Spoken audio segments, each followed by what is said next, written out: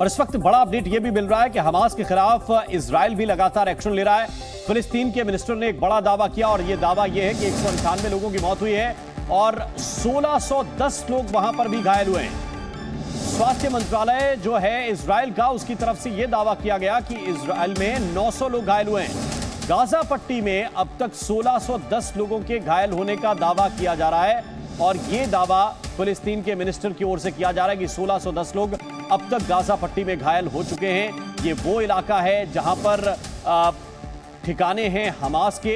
हालांकि जहां पर हमले हुए हैं ऐसा भी दावा किया जा रहा है कि वहां पर कुछ रिहायशी इलाकों पर भी बॉम्ब गिराए हैं इजराइल की एयरफोर्स ने। एक विशाल ये भी इस बात बड़ा सवाल होगा कि जैसे सारे देश जो दावा कर रहे हैं कि इजराइल की तरफ है, खासतौर से हम पश्चिमी देशों की बात करें, लेकिन वो समर्थन किस रूप में रहेगा ये भी देखना पड़ेगा।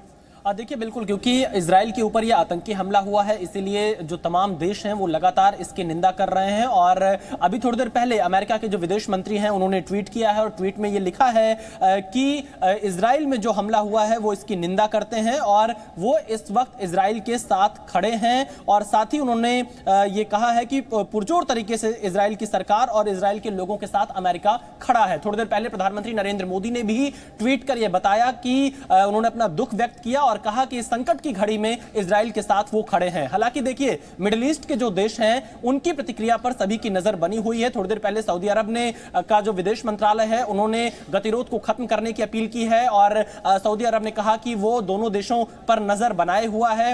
इससे पहले मिस्र के विदेश मंत्री ने यूएई के विदेश मंत्री से फोन पर बातचीत की है। ये देश भी इस पर नजर बनाए हुए हैं और क्योंकि मिडिल ईस्ट पूरी तरह से इससे प्रभावित होगा जो इस वक्त इजराइल और फिलिस्तीन के बीच में चल रहा है। तो ऐसी स्थिति में इजराइल के ऊपर क्योंकि हमला हुआ है और ये संख्या लगातार बढ़ती जा रही है इजरायली नागरिकों के मरने की, और वहां पर अभी भी ये बताया जा रहा है कि लगभग 50 से 60 लोग बंधक बनाए गए हो सकते हैं अलग अलग जगह पर। तो हालात अभी इजराइल में बहुत ज्यादा बिगड़ते हुए नजर आ रहे हैं और इजराइल हालांकि अपने लोगों को छुड़ाने का, अपने लोगों को बहुत बहुत शुक्रिया, बहुत बहुत धन्यवाद आप सभी का ये अपडेट दर्शकों के साथ साझा करने के लिए।